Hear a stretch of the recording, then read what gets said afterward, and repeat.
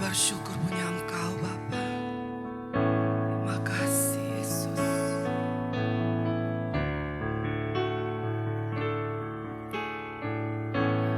Kekuatan di hidupku, ku dapat di dalam-Mu.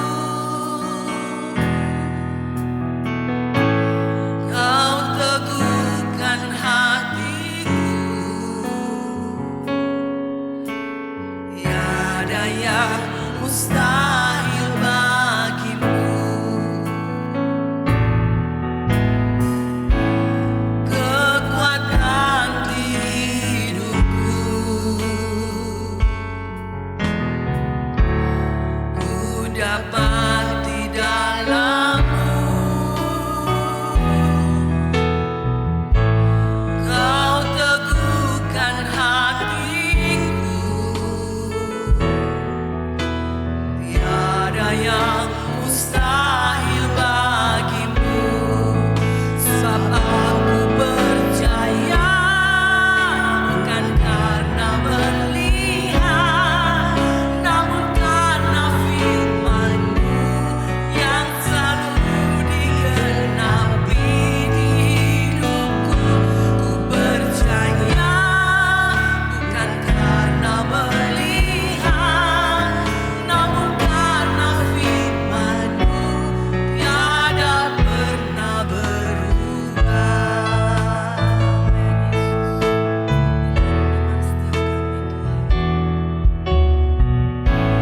Kekuatan di hidupku, ku dapat di dalam-Mu. Kau teguhkan hatiku, tiada yang mustahil bagimu. Sebab aku percaya, bukan karena melihat, namun karena firman-Mu yang selalu digenapi di hidupku. Ku percaya, bukan karena melihat, namun karena firman-Mu tiada pernah berubah.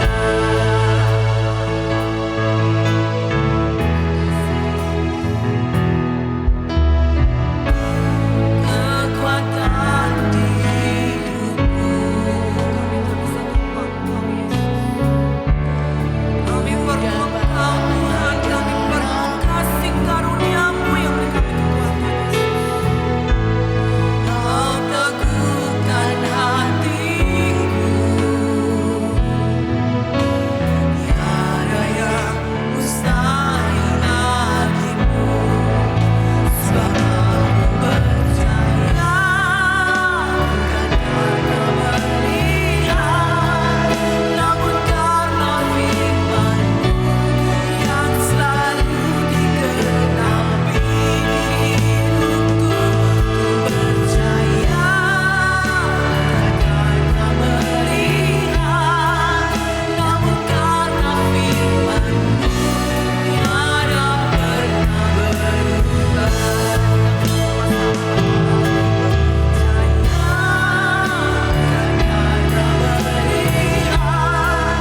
Namun karena firman-Mu yang selalu digenapi di hidupku. Percaya, bukan karena melihat, namun karena firman-Mu tiada pernah berubah. Karena firman-Mu tiada pernah berubah. Namun karena firman-Mu tiada pernah berubah.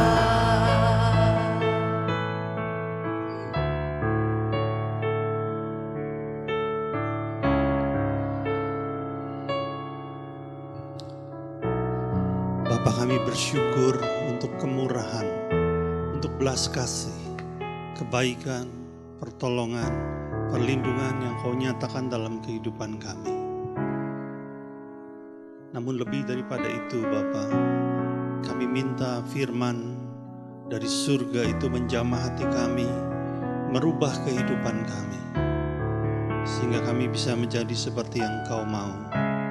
Tolong kami Roh Kudus, berkaryalah di tengah-tengah kami.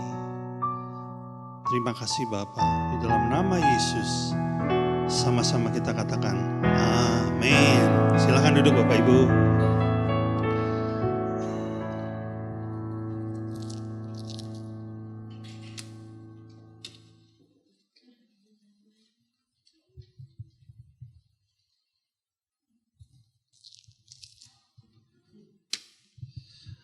Shalom, selamat pagi. Ya, haleluya.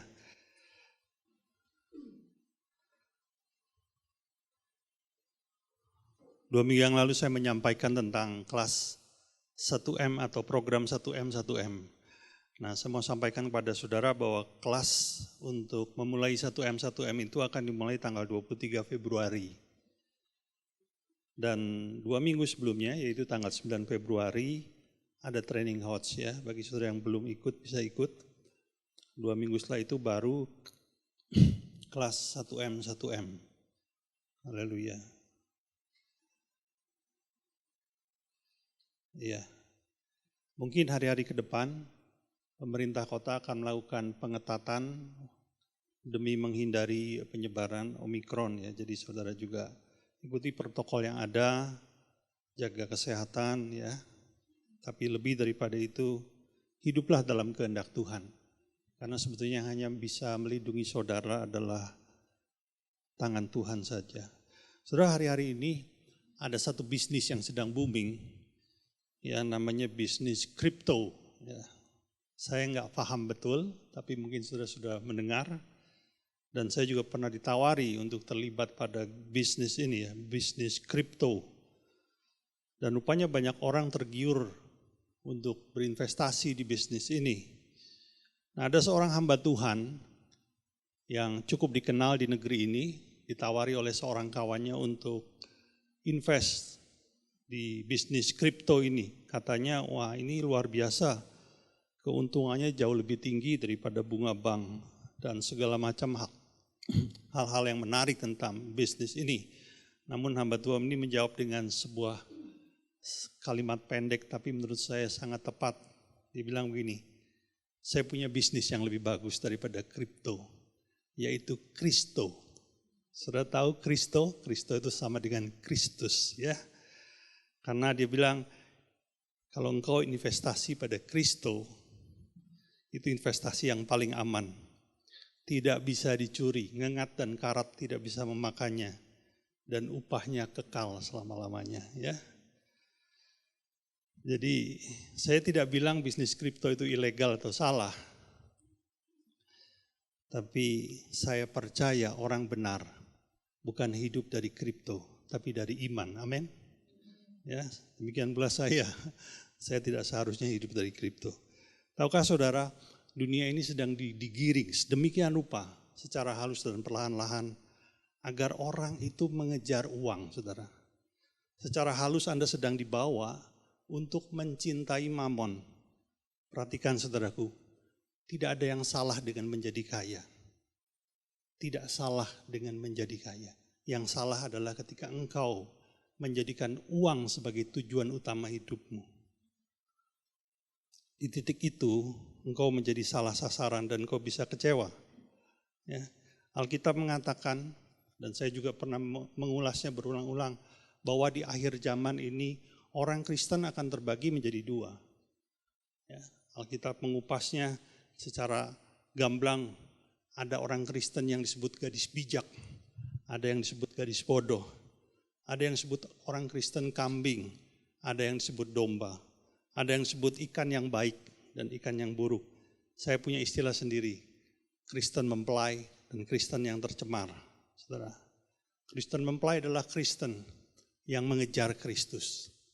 Mengejar segala sesuatu tentang Kristus, mengejar kehendaknya, mengejar pengenalannya, mengejar karakternya, mengejar hidup dalam rencananya, sedangkan orang Kristen yang tercemar adalah orang Kristen yang kompromi dengan dosa. Yesus bukanlah yang terutama dalam hidupnya. Dan saudara tahu apa yang memisahkan orang Kristen ini menjadi mempelai atau tercemar? Yaitu uang. Karena Yesus berkata, engkau tidak bisa mengabdi kepada dua tuan. Kalau engkau mengasihi mamon, engkau tidak akan bisa mengasihi Tuhan. Tapi sebaliknya ketika engkau mengasihi Tuhan, maka engkau tidak akan mencintai mamon. Saya berdoa agar jemaat GB Hope tempat ini menjadi Kristen yang mempelai, ya, Kristen yang tampil cantik di hadapan Tuhan. Saudara, hari ini saya ingin bicara tentang Allah adalah perisaiku atau Tuhan adalah perisaiku. Perisai adalah alat perlindungan. Seorang prajurit yang akan pergi berperang pasti membawa perisai. Perisai ini akan melindungi prajurit dari serangan panah, serangan tombak, atau serangan senjata-senjata lainnya. Prajurit yang berperang tanpa membawa perisai itu sama dengan prajurit yang bunuh diri, saudara. Jadi perisai ini ada sebuah alat yang akan menjadi penyelamat hidupnya. Di dalam masa-masa yang sukar, perisai ini menjadi penyelamat hidupnya, saudara. Nah, Daud menyebut Tuhan sebagai perisai dalam hidupnya.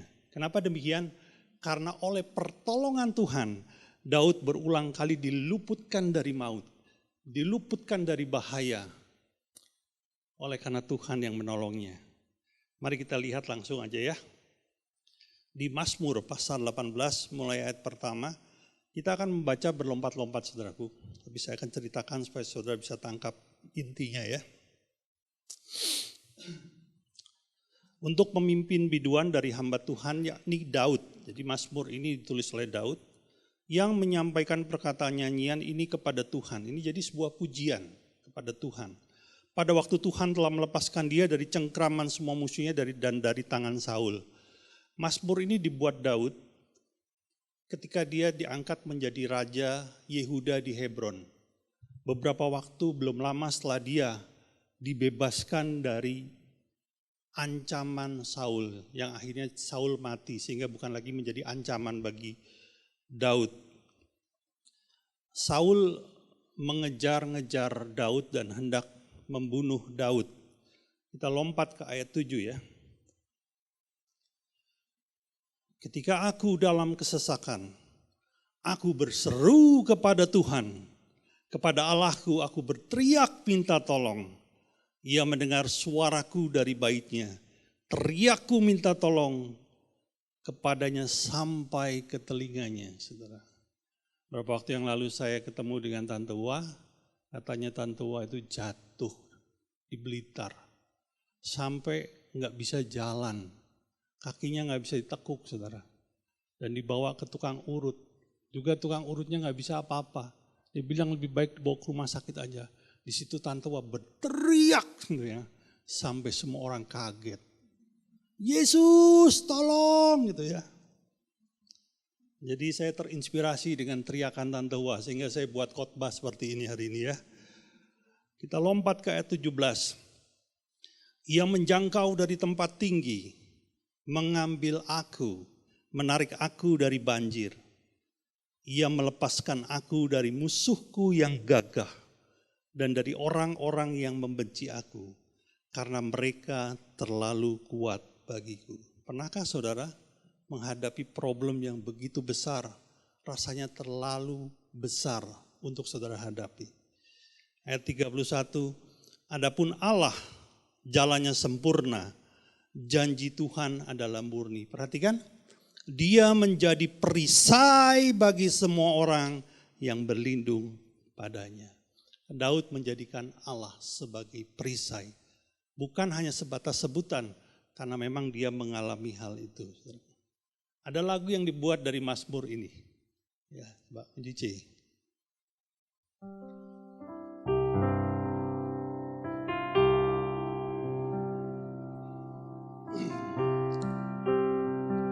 Haleluya. Ini lagu lama, saudara. Ketika aku dalam kesesakan, aku berseru pada Yesus. Ku berteriak mohon pertolongan, terdengarlah suaraku di baitnya. Ku dijangkaunya dari tempat tinggi, Dia melepaskanku dari musuh. Jadilah Tuhan perisai hidupku. Haleluya, pujilah Tuhanku. Haleluya. Ya, banyak yang tahu rupanya lagu ini ya. Salah satu peristiwa yang paling menekan Daud dalam kehidupannya adalah ketika Raja Saul mengejar-ngejar dia hendak membunuhnya, saudara. Begitu tertekannya Daud sampai Daud itu depresi, kehabisan akal. Dia lari pontang-panting bersembunyi dari satu tempat ke tempat yang lain. Sampai pernah pada satu kali dia lari ke kota Gad, saudara. Kalau saudara tahu membaca dalam Alkitab, kota Gad itu dihuni oleh bangsa Filistin. Sedangkan pada zaman itu musuh bebuyutan dari Israel adalah Filistin. Apalagi Daud adalah salah satu orang pahlawan yang paling besar dan yang paling ditakuti oleh Filistin. Saudara pasti ingat, Daud mengalahkan Goliat. Goliat itu orang Filistin. Dan bukan saja berhenti sampai di sana. Daud berulang kali berperang melawan bangsa Filistin dan Daud mengalahkannya. Sampai timbul sebuah nyanyian. Katanya Saul mengalahkan beribu-ribu orang dan Daud mengalahkan berlaksa-laksa. Sampai Daud lari ke Filistin. Kenapa? Karena di kerajaan Israel, di wilayah Israel, Daud dikejar-kejar terus. Seakan-akan tidak ada lagi tempat bersembunyi. Satu-satunya tempat yang mungkin dianggap aman adalah Filistin. Karena Israel tidak mungkin masuk wilayah Filistin. Tapi apa yang terjadi? Waktu dia masuk Filistin, orang Filistin itu mengenali dia. Bukankah ini Daud yang dikatakan mengalahkan orang berlaksa-laksa? Dan kota Gad waktu itu dikuasai atau dipimpin oleh seorang raja yang bernama Akis. Berita itu masuk ke telinga Akis. Apa? Daud ada di kotaku. Itu kesempatan yang baik, bukan? Bukankah dia bisa balas dendam? Mumpung Daud lagi sendirian nih. Lalu diperintahkan prajuritnya untuk mencari Daud. Daud kehabisan akal. Saudara tahu apa yang Daud buat? Daud pergi ke pintu gerbang. Pada zaman itu pintu gerbang adalah tempat yang paling ramai. Karena di pintu gerbang orang keluar dan masuk ke dalam kota. Lalu lalang di sana. Apa yang dibuat Daud? Daud mengambil batu. Lalu dia menggores-gores gerbang. Dengan tulisan-tulisannya gak karu-karuan. Lalu dia melelehkan ludahnya. Sampai seluruh janggutnya basah oleh ludahnya. Sehingga orang menganggap ini orang gila. Dan ketika Daud dibawa ke hadapan Raja Akis berkata, siapakah yang kau bawa ke tempatku? Ini orang gila, ini bukan Daud, saudara. Bayangkan, seorang pahlawan yang begitu besar, satu hari dianggap sebagai orang gila. Direndahkan sedemikian rupa. Tapi sebetulnya itu tidaklah seberapa buat Daud. Yang paling menyakitkan Daud adalah orang yang selama ini dia hormati. Orang yang selama ini dia bela. Bahkan demi orang ini dia rela berperang melawan ribuan musuh. Yaitu Raja Saul. Ini orang yang sangat dihormati dan Daud tidak pernah sekalipun berbuat salah kepada Saul. Tapi satu kali Saul berubah hati. Lalu berikhtiar untuk membunuh Daud. Mengejar-ngejar Daud. Sampai Daud harus lari ke Gad. Ke tempat orang Filistin. Itulah yang paling menyakitkan dan yang membuat dia depresi berat. Pernahkah saudara mengalami hal serupa itu? Engkau menolong seseorang, engkau membela seseorang, tapi satu hari orang itu berbalik menyerang dirimu sendiri. Wow. Apa yang kata orang apa? Sakitnya tuh di sini katanya. Begitu sakitnya Daud. Tapi di titik itu, Daud mengalami Allah yang adalah perisai. Berulang kali Daud diluputkan, saudara. Dan di situ dia menyebut Allah gunung batuku, Allah perisaiku. Satu ketika mata-mata Saul mengatakan, Daud sedang ada di padang gurun yang namanya Maon. Dan Saul mengumpulkan 3.000 orang prajurit terbaik untuk mengejar Daud. Saudara tahu Daud itu berapa orang? Daud hanya bersama 400 orang saja. Jadi nggak mungkin dia bisa melawan dengan 3.000 orang. Akibatnya dia harus lari. Tapi di padang gurun Maon itu, Saul adalah seorang raja yang juga ahli perang. Dia mengejar dari segala tempat. Dikatakan di situ ada sebuah gunung batu. Gunung batu itu tadinya nggak ada namanya. Dan Saul mengejar sedemikian rupa. Akhirnya pada satu titik, Daud itu nggak bisa lari kemana-mana. Dia sudah terpojok dan terkepung. Namun ada satu hal yang menarik. Tuhan itu bisa menolong dengan segala macam cara, saudaraku. Tuhan hanya memberikan satu berita saja. Dan Daud selamat. Tiba-tiba ada berita yang datang dari messenger, dari penyampai berita. Dia bilang begini, Rajaku, ibu kota sedang diserang oleh bangsa Filistin.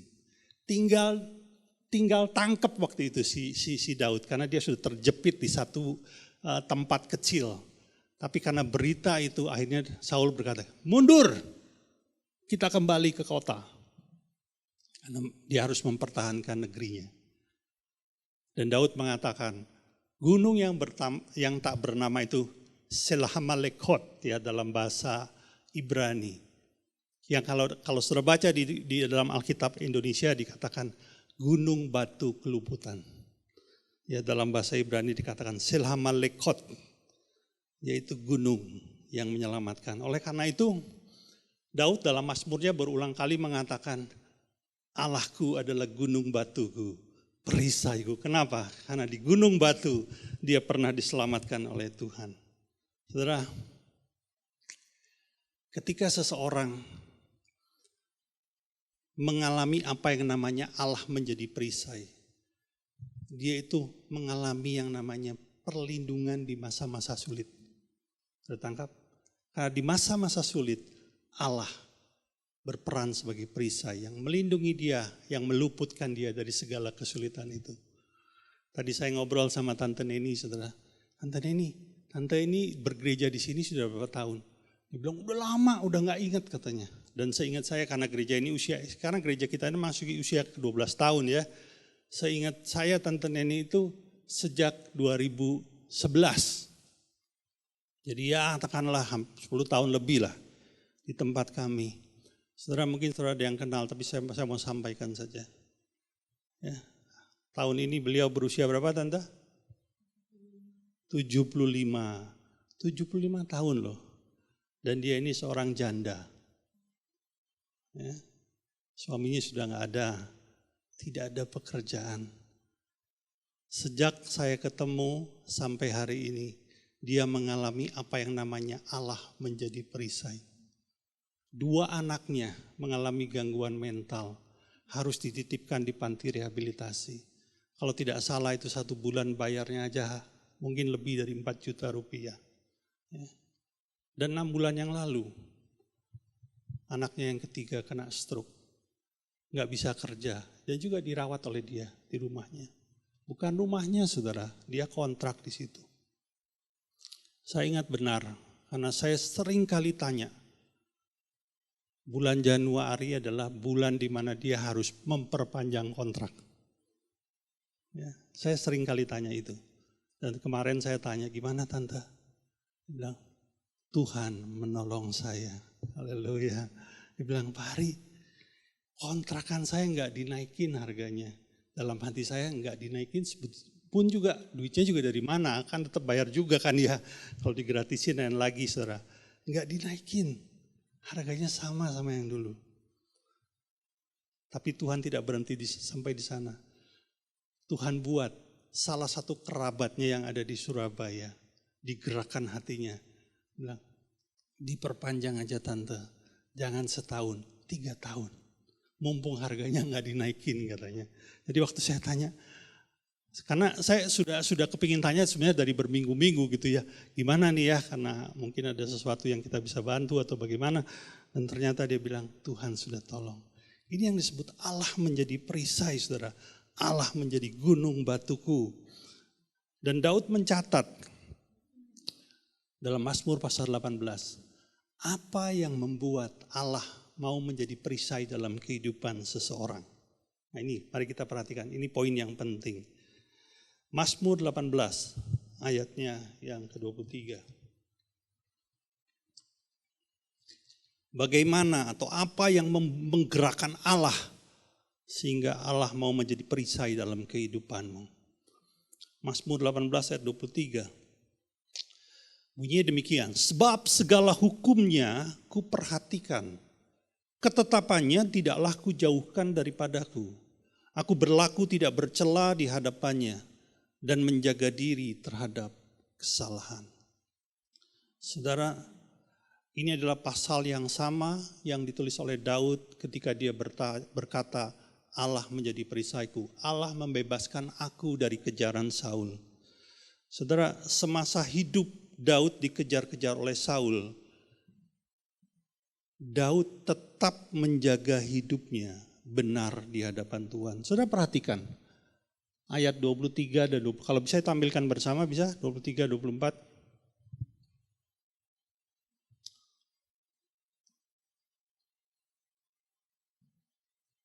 Oke, tampilkan bersama aja.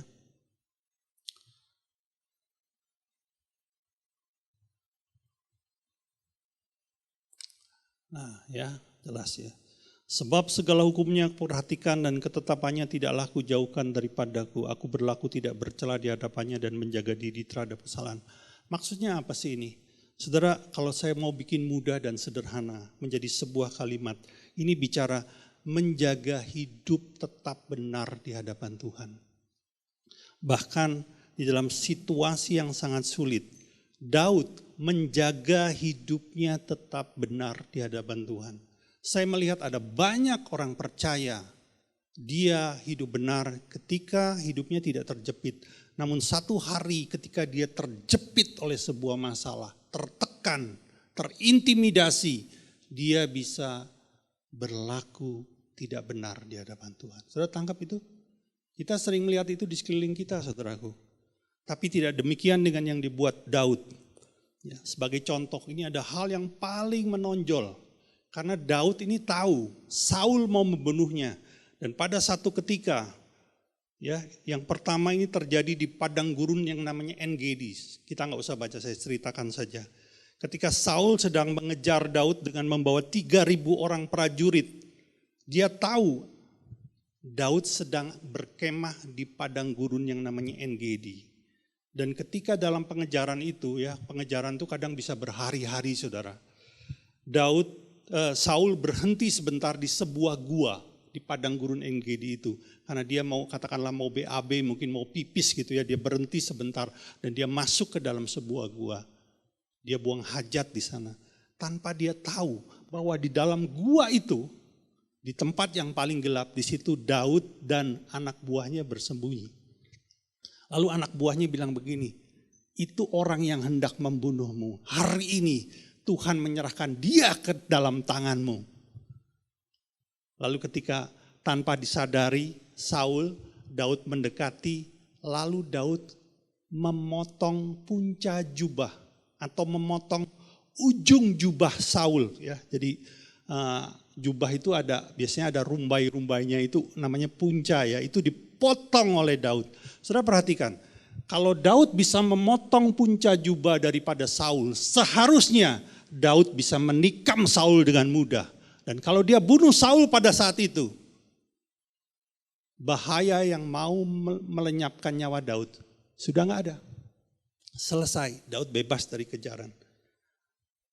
Tapi apa yang dia buat? Dia tidak lakukan itu. Itu yang pertama. Yang kedua, di sebuah bukit yang namanya Bukit Hakila. Ya, Bukit Hakila. Di situ Saul sekali lagi, padahal ketika dia mendapati Daud tidak membunuhnya, dia berkata, pergilah Daud, pergilah dengan damai. Harusnya Saul berterima kasih, betul nggak? Nggak dibunuh oleh Daud. Tapi ternyata setelah itu Saul kembali berusaha membunuh Daud. Dan berhasil mengejar Daud di sebuah bukit yang namanya Bukit Hakila, saudara. Lalu karena dalam pengejaran itu akhirnya di suatu malam Saul bermalam di sebuah padang di dekat Bukit Hakila itu. Dia berkemah di tengah-tengah 3.000 prajurit. Jadi bukan kemah yang paling pinggir, tapi yang paling tengah, artinya yang paling aman. Tapi tahukah saudara, pada malam itu juga Daud berhasil masuk ke kemah yang paling tengah itu. Dan dilihatnya Saul sedang tidur. Di samping Saul, di samping kepala Saul, ada tombak Saul yang tergeletak di sana. Dan apa yang Daud buat? Dia ambil tombak itu, tapi dia tidak melukai Saul sama sekali. Lalu akhirnya tombak itu dikembalikan kepada Saul dengan sebuah pesan bahwa aku tidak punya niat mencelakai dirimu. Saudara, Daud punya alasan kuat, punya kesempatan, punya kemampuan untuk membunuh Saul. Tapi Daud tidak lakukan itu. Tahu saudara kenapa sebabnya? Alasannya cuma satu. Karena Daud tahu Saul pernah diurapi oleh Tuhan. Yang dihormati adalah pribadi yang mengurapinya.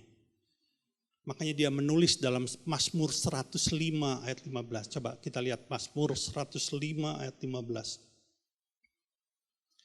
Jangan mengusik orang-orang yang kuurapi. Kunya huruf besar saudara ya. Dan jangan berbuat jahat kepada nabi-nabiku. Daud menghormati Tuhan. Oleh karenanya sekalipun dia dapat kesempatan untuk membunuh Saul. Dia tidak lakukan itu. Karena dia menghormati Tuhan. Saudaraku. Seringkali dalam kondisi terjepit. Orang-orang Kristen keluar dari kebenaran Allah. Dan melanggar, tidak menjaga hidupnya benar di hadapan Tuhan. Saudara. Tapi kalau saudara mau Allah menjadi perisai dalam hidupmu, jagalah hidupmu tetap benar di hadapan Tuhan. Jaga saudara. Saya pernah sampaikan di sini, saya punya seorang sahabat bernama Abraham ben Moses. Dia ditangkap di Jakarta, bahkan diadili dan akhirnya divonis 4 tahun. 4 tahun penjara. Kesalahannya cuma satu. Dia memberitakan Injil. Dan dianggap menistakan agama. Saudara tahu ketika dia sedang diproses, ketika dia sedang disidik, belum pengadilan loh. Belum dibawa kepada kejaksaan, masih diproses di kepolisian. Ada seorang petinggi negeri ini datang dan menawarkan dia. Karena Abraham ben Moses ini dulunya seperti Firman dari Kedar. Kalau engkau mau kembali kepada kepercayaanmu yang lama, dibatalkan semuanya. Dan dia memilih untuk tetap menjaga hidupnya benar di hadapan Tuhan. Dia memilih masuk ke penjara. Haleluya.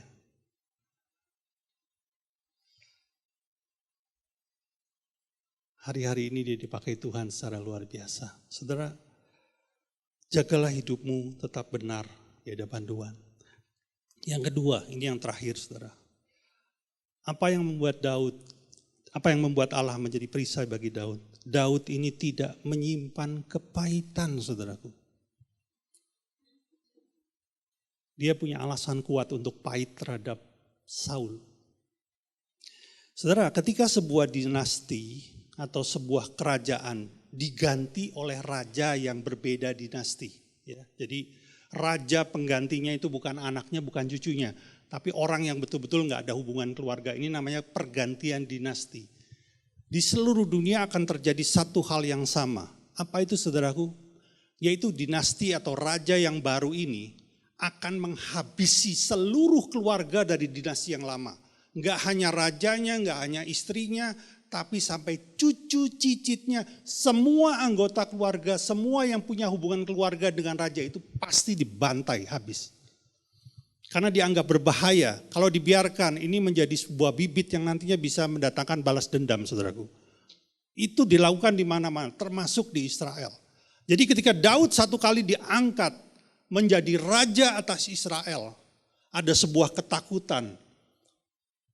Kenapa? Karena Daud dianggap pasti akan membantai habis semua keturunan Saul.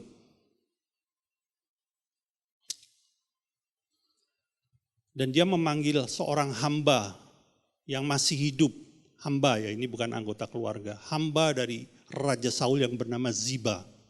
Dia bertanya, adakah keturunan Saul yang masih hidup? Coba kita lihat 2 Samuel 9 ayat yang pertama. Berkatalah Daud, masih adakah orang yang tinggal dari keluarga Saul? Maka aku akan menunjukkan kasihku kepadanya oleh karena Yonatan. Dia mencari keturunan Saul. Sekalipun kata-katanya bagus ya, aku akan menunjukkan kasihku kepadanya oleh karena Yonatan. Siapa Yonatan? Yonatan ini anak dari Raja Saul. Putra mahkota Raja Saul, penerus Saul. Cuman Yonatan sudah mati, bukan dibunuh oleh Daud. Jadi dia bilang, adakah yang lain? Aku mau menunjukkan kasih. Tapi saudara, itu hampir-hampir tidak bisa dipercaya karena mereka tahu kebiasaan dari pergantian dinasti itu pasti pembantaian, saudara. Namun Siba akhirnya berkata, ada seorang yang bernama Mephiboset, seorang pemuda yang kakinya timpang, kedua kakinya lumpuh, tidak bisa berjalan. Karena ketika dalam pelarian, anak ini jatuh dan akhirnya terluka, cacat, besarnya menjadi lumpuh, saudara. Ada, kata Siba, namanya Mephiboset. Dan Mephiboset ini adalah anak dari Yonatan. Artinya Mephiboset ini adalah cucu dari Raja Saul, saudaraku. Dan ketika Mephiboset datang, dibawa oleh tentara Daud ke istana Daud, saudara. Mephiboset begitu ketakutan sampai dia menyebut dirinya, aku ini anjing di hadapanmu. Anjing ini bicara, aku ini sesuatu yang tidak berharga di hadapanmu, yang harusnya tidak perlu engkau pedulikan. Tapi apa yang Daud bilang? Kita lihat ayat yang ke-7. Kemudian berkatalah Daud kepadanya, kepada Mephiboset maksudnya, janganlah takut, sebab aku pasti akan menunjukkan kasihku kepadamu oleh karena Yonatan ayahmu. Aku akan mengembalikan kepadamu segala ladang Saul, nenekmu, dan engkau akan tetap makan sehidangan dengan aku. Saudara, Mephiboset bukan saja diampuni, tapi harta Saul dikembalikan kepada dia. Bukan saja di situ, dia dibilang apa? Engkau boleh makan sehidangan dengan aku. Ini bicara pemulihan nama baik. Karena hanya anggota keluarga kerajaan yang boleh makan dengan sang raja. Artinya apa? Mephiboset yang adalah cucu Saul, yang adalah orang yang mau membunuh Daud, dijadikan anggota keluarga dari Daud sendiri. Wow. Saudara, ini tidak mungkin dilakukan oleh orang yang menyimpan kepahitan. Yang ada adalah kalau Daud pahit apa? Mephiboset pasti dipenggal, saudaraku. Tidak diperlakukan seperti ini. Kalau engkau ingin Allah menjadi perisai dalam hidupmu, saudara, jangan simpan kepahitan, saudaraku. Sebaliknya engkau akan mengalami hal-hal yang sebetulnya menekan, menjadi seperti sebuah kutuk sebetulnya ketika orang menyimpan kepahitan itu, saudara. Saya pernah menyimpan kepahitan terhadap ayah saya sendiri. Ya, saya kalau sebut dia papi saya sendiri, saudara. Hubungan kami begitu buruknya. Ini terjadi beberapa puluh tahun yang silam. Sampai satu hari papi saya bilang begini, sudah, kita nggak usah pandang bapak sama anak. kita man to man saja. Kita selesaikan di lapangan. Saudara tahu maksudnya? Kita berantem aja, udah. Sebagai seorang pria dengan pria, nggak usah pandang bapak dan anak. Begitu rusaknya hubungan kami. Namun satu hari Tuhan bilang, minta maaf. Bukan berarti bapak saya benar. Tapi Tuhan mau saya nggak simpan kepahitan. Saudara, saya sudah tidak pulang ke rumah cukup lama. Tapi hari itu saya pulang. Dan saya mendapati mobilnya ada di depan, berarti papi saya ada di rumah. Saya masuk ke dalam kamar, dan kebetulan papi saya memang ada di dalam kamar. Saya peluk dia, dan saya berkata, saya anak yang sudah banyak berbuat kesalahan sama papi. Saya minta ampun. Saya cuci kakinya, saudara. Dan saya melihat untuk pertama kalinya, saya melihat papi saya menangis.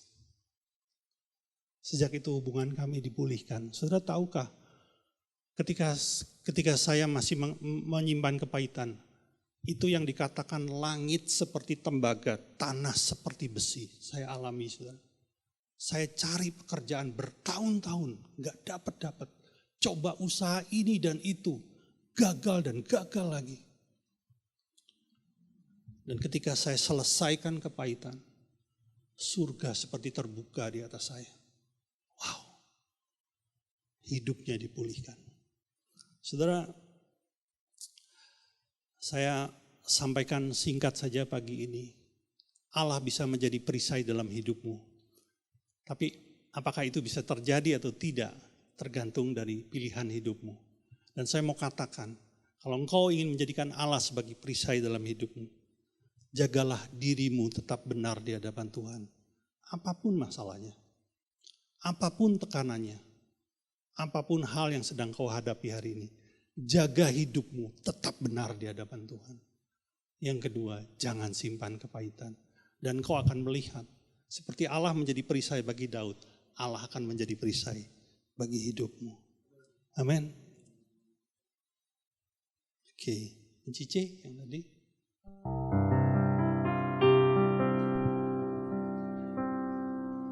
Ketika aku dalam kesesakan,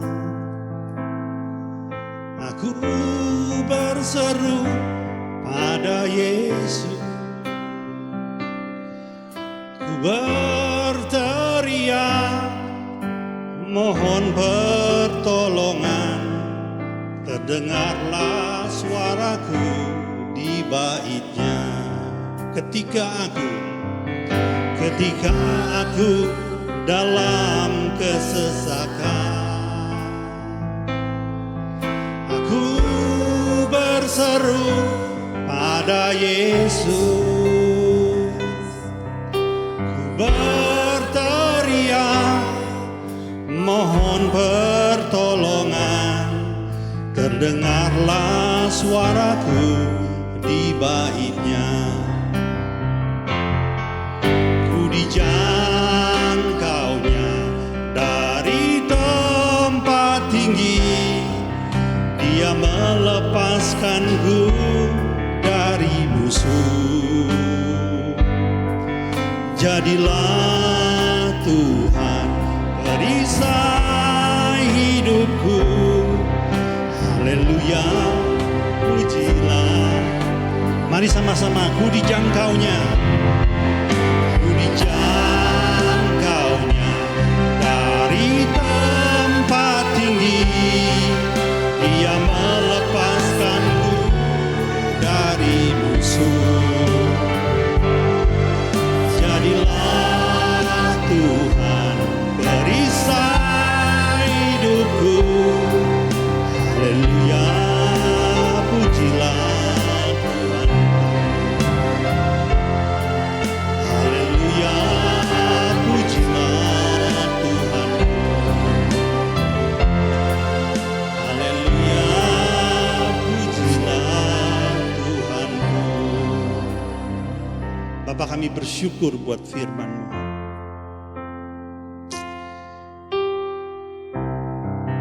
Allah yang mulia berkenan menjadi perisai bagi kehidupan kami.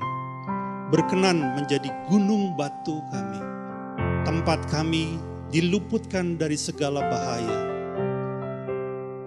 Tuhan, kami mau menjaga hidup kami tetap benar di hadapan-Mu. Dan kami tidak mau menyimpan kepahitan dalam hidup kami. Jadilah Engkau perisai dalam hidup kami. Karena hidup kami adalah milik-Mu Tuhan. Terima kasih buat firman, terima kasih buat jamahan Roh Kudus. Segala pujian, hormat, dan kemuliaan hanya bagi-Mu. Di dalam nama Yesus Kristus, sama-sama kita katakan, amin. Kita akan mendengarkan pengumuman.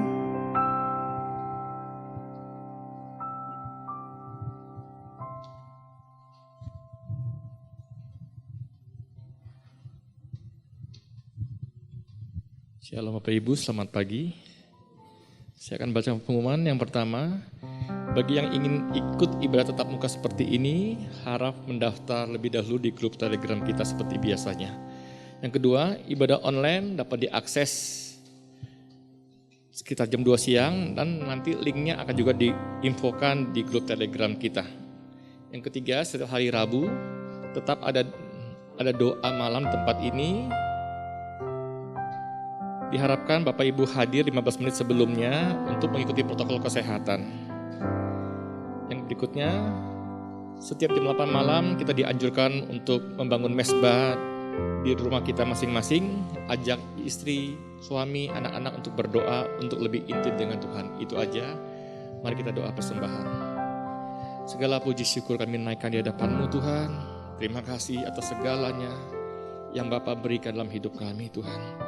Saatnya kami ingin memberi yang terbaik untuk kemuliaan Engkau dalam nama Yesus. Amin.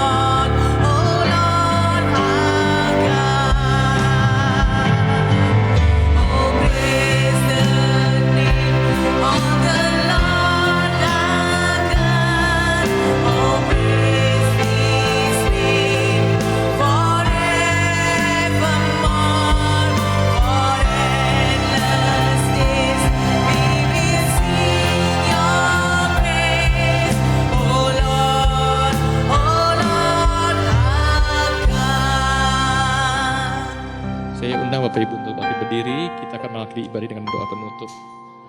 Kami datang lagi Tuhan di hadapan-Mu dengan ucapan terima kasih sebesar-besarnya Tuhan. Terima kasih atas kemuliaan-Mu, kebaikan-Mu dalam hidup kami. Kami boleh bertatap muka, kami boleh beribadah. Kami boleh memuji, membesarkan nama-Mu. Terima kasih Bapa. Terima kasih Tuhan Yesus. Terima kasih juga Tuhan untuk firman yang Kau telah bentangkan di hati kami. Bentuk hati kami Tuhan, setulus hati-Mu. Bila Engkau menjadi perisai dalam hidup kami. Bila kami mau mengampuni orang-orang yang melukai kami. Kami menjadi hidup benar di hadapan-Mu Tuhan. Terima kasih untuk firman-Mu Tuhan. Kami memberkati gembala kami. Beri hati hamba, hati gembala hidupnya. Yang tidak jemu-jemu menuntun kami Tuhan untuk lebih dekat mengenal Kau lebih dalam lagi Bapa. Berkati istri dan anak-anaknya Bapa. Apapun yang beliau lakukan Tuhan, biar tangan-Mu selalu menyertainya Bapa. Kami bersyukur Tuhan kalau kami boleh melayani Engkau, itu WL, singer, pemain musik yang terlibat dalam pelayanan ini Tuhan. Terima kasih Bapa. Kalau kami boleh melayani Engkau, beri kami hati yang lebih murni lagi Tuhan. Biar semua pelayanan kami hanya untuk kemuliaan Engkau saja Bapa. Terima kasih Bapa. Kami juga berdoa untuk seluruh jemaat Tuhan yang beribadah bersama kami. Kau berkati keluarga lepas keluarga Tuhan. Kau berkati setiap pekerjaannya, studi mereka Kau berkati Tuhan. Bila Tuhan, terang-Mu yang ajaib selalu menyertai mereka semua. Tangan-Mu yang perkasa selalu menggendong kami, menggandeng kami Tuhan. Untuk kami memberi Engkau sebagai Tuhan dan Raja kami.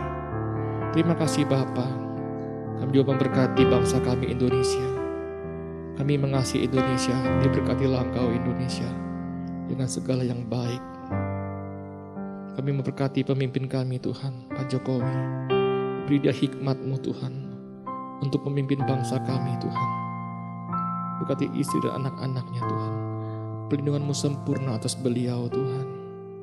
Kami juga minta Tuhan, Engkau jamah bangsa hati kami Tuhan.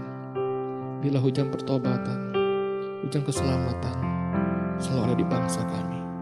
Ampuni segala pelanggaran, segala dosa bangsa kami berbuat Tuhan. Terima kasih Bapa yang baik. Sebelum kami pulang, kami rindu Engkau memberkati kami.